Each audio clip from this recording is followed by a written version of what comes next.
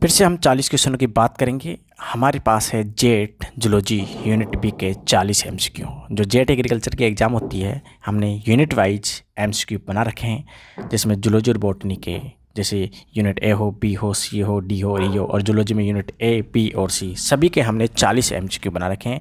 और इन क्वेश्चनों को आप कवर करके जेट एग्ज़ाम को क्वालिफाई कर सकते हैं और जेट में सिलेक्टेड हो सकते हैं।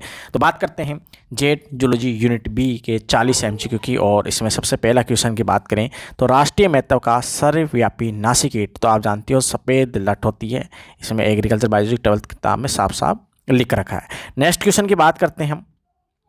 लट का शरीर आप जानते हो किस अंग्रेजी के किस अक्षर का होता है, तो सी आकार का होता है, ये भी साफ साफ लिख रखा है। तीसरा आंसर आ जाएगा। नेक्स्ट क्वेश्चन की ओर चलते हैं हम। फड़का किस वर्ग में आता है, तो फड़का आप जानते हो वर्ग का बात पूछा है, क्लास की बात पूछा तो इंसेक्टा, जितने भी कीट हैं इंसेक्टा वर्ग में रखे गए हैं। दूसरा आंसर आ जाएगा। नेक्स्ट क्वेश्चन की ओर बात करते हैं। पायरेथ्रम प्राप्त किया जाता है, आप जानते हो क्राइसेंथेमम, सिनेरेफोलियम, क्राइसेंथम, उपरोक्त सभी, तो सभी आंसर आ जाएगा। इसका चौथा आंसर आ जाएगा। नेक्स्ट क्वेश्चन की ओर चलते हैं हम। पांचवा क्वेश्चन कहता है निम्न में से किस कीटनाशियों के उपयोग पर नियंत्रित कर दिया गया है, तो बीएससी, डीडीटी, लिंडेन सभी पर नियंत्रण कर दिया गया है। चौथा आंसर आ जाएगा। छठा क्वेश्चन कहता है किसी बड़े क्षेत्र में कीटों के नियंत्रण हेतु किसका छिड़काव किया जाता है, तो आप जानते हैं एरोसोल का उपयोग किया जाता है। वेरी इंपॉर्टेंट है, कीट नियंत्रण से ये चैप्टर है चौथा, उससे दिए गए हैं क्वेश्चन। नेक्स्ट क्वेश्चन की बात करते हैं हम। अति विषैले आंतरिक विष हैं, तो ये सभी हैं, सारे के सारे हैं, चाहे लेड आर्सेनेट हो, पेरिस ग्रीन हो, सोडियम आर्सेनेट हो, उपयोग सभी आल सभी आ जाएगा। चौथा आंसर।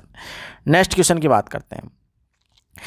नवीन प्रतिस्कंदक विष है, तो आप जानते हैं ब्रोमेडियालान, फ्लोरोक्यूमेफेन, बॉडी फैक्यूम, उपरोक्त सभी, तो सभी इसका आंसर आ जाएगा, आल आ जाएंगे। नेक्स्ट क्वेश्चन की ओर चलते हैं।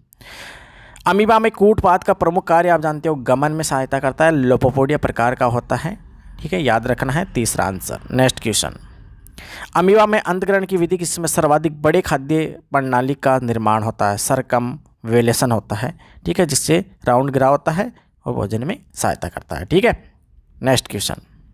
11वां क्वेश्चन है एस्केरिस की गुआई कूट गुई, एस्केलम तीज आप जानते हैं कूट गुइयों में आता है, तो कूट पर गुइये यानी स्यूडो सिलोमेट होते ही हैं जीव, ठीक है, मेजोडर्म से पूर्णतः आश्रित नहीं होते हैं। दूसरा आंसर। Next question. 12वां केंचुओं में निषेचन स्थल आप जानते हो कोकून में होता है, तो चौथा आंसर आ जाएगा। केंचुओं से हर बार क्वेश्चन आते हैं, पढ़ लेना है। केंचुओं में मैथुन के पश्चात शुक्राणुओं का संग्रह आप जानते हो स्पर्मेथिका या शुक्राणुधानी में होता है। पहला आंसर। Next question. 14वां केंचुओं में श्वसन होता है नम त्वचा द्वारा, साफ साफ लाइन लिख रखी है। Next question. यदि कोकून में केंचुए के शरीर के पश्च भाग से होकर गुजरता है, तो आप जानते हो कि निषेचन की क्रिया नहीं होगी, तो अंडों का निषेचन नहीं होगा। Very important. तीसरा आंसर। Next question. कॉकरोच का हृदय होता है, कॉकरोच का आप जानते हो न्यूरोजेनिक होता है, न्यूरॉन से मिलकर बना होता है। तीसरा आंसर आ जाएगा। Next question.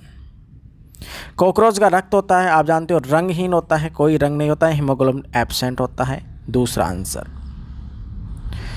ट्रोकेटर संबंधित है, ट्रोकेटर संबंधित है, तो इसको एक मिनट।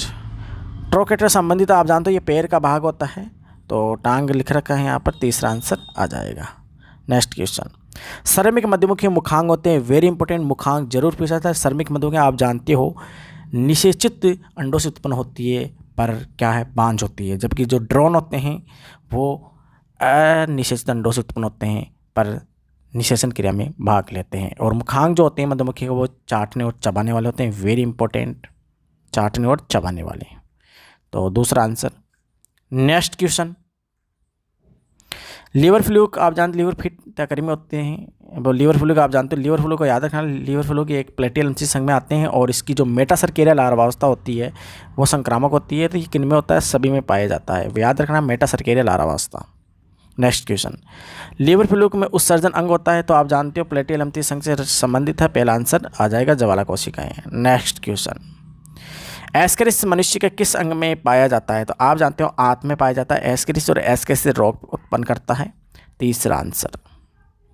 निम्न में से गोल कृमि है, तो गोल कृमि आप जानते हो एस्केरिस को गोल कृमि के नाम से, राउंड वर्म के नाम से जाना जाता है। चौथा आंसर। Next question. एस्केरिस किस संघ का प्राणी है? तो आप जानते हो एस्केलमथीज या नेमेटेलमथीज या नेमाटोडा संघ का जीव है ये, पहला आंसर।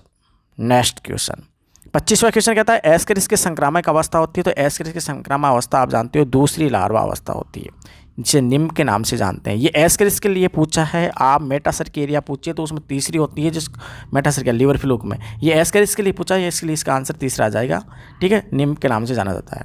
नेक्स्ट क्वेश्चन, ये देखो आप जानते हो जो भी क्वेश्चन जेट में आईसीआर में आते हैं ये तो एग्रीकल्चर बायोलॉजी और एनसीईआरटी की लाइनें उठाकर देता है। तो आप इन किताबों को कवर करें और साथ ही साथ आपके क्वेश्चन प्रैक्टिस करें, क्योंकि जितनी ज़्यादा क्वेश्चन प्रैक्टिस होती है आपका सिलेक्शन उतना ही श्योर हो जाता है। नेक्स्ट क्वेश्चन की बात करते हैं। ये कह रहा है कातरा का वैज्ञानिक नाम है। तो आप जानते हो कातरा का वैज्ञानिक एमसेक्टा मूरी होता है, चौथा आंसर। नेक्स्ट क्वेश्चन, सफ़ेद लट का वैज्ञानिक नाम होता है। तो सफ़ेद लट का वैज्ञानिक नाम आप सभी जानते हैं, होलोट्रेकिया कॉन्सोग्यूनिया होता है, पहला आंसर। नेक्स्ट क्वेश्चन, दीमक का वैज्ञानिक आप जानते हो ओडेंटोटर्मिस ओबेसस होता है, दीवड़ अपनी भाषा में से जाना जाता है। ठीक है, सामाजिक प्राणी है, दूसरा आंसर। नेक्स्ट क्वेश्चन, टिड्डी का वैज्ञानिक आप जानते ही हो सिस्टोसर्किया ग्रिगेरिया होता है, चौथा आंसर। नेक्स्ट क्वेश्चन की बात करें, टिड्डी के मुखाम में लार ग्रंथियां किस संघ में होती है? तो आप जानते हो जीव के समान संरचना होती है बीच में, उसे अधोग्रसनी बोलते हैं, तीसरा आंसर। नेक्स्ट क्वेश्चन, कौन सा कीट सामाजिक प्राणी है? तो आप जानते हो मधुमक्खी और दीमक सामाजिक होता है, टिड्डा नहीं होता है। तो चौथा आंसर आ जाएगा इसका, चौथा आंसर। नेक्स्ट क्वेश्चन, मधुमक्खी के छत्ते में कौन सी अवस्था नहीं पाई जाती? तो आप जानते हो सैनिक मधुमक्खी के छत्ते की नहीं है, ये तो दीमक की है, तीसरा आंसर। नेक्स्ट क्वेश्चन, कौन सी मधुमक्खी देशांतर स्वभाव की होती है? तो आप जानते हैं एपिस डोर्सेटा देशांतर प्रकृति की होती है, इसलिए इसका पालन नहीं किया जाता है। नेक्स्ट क्वेश्चन, एपीकल्चर किससे संबंधित है? तो आप जानते हो मधुमक्खी से पालन से संबंधित होता है, पहला आंसर। हमने हर चैप्टर वाइज भी एमसीक्यू बना रखे हैं, यूनिट वाइज चैप्टर वाइज हमने एमसीक्यू और फुल सिलेबस के हर पेपर हम इस दिनेश कुमावत क्लासेस पे हमने डाल सके हैं, आप देख सकते हो।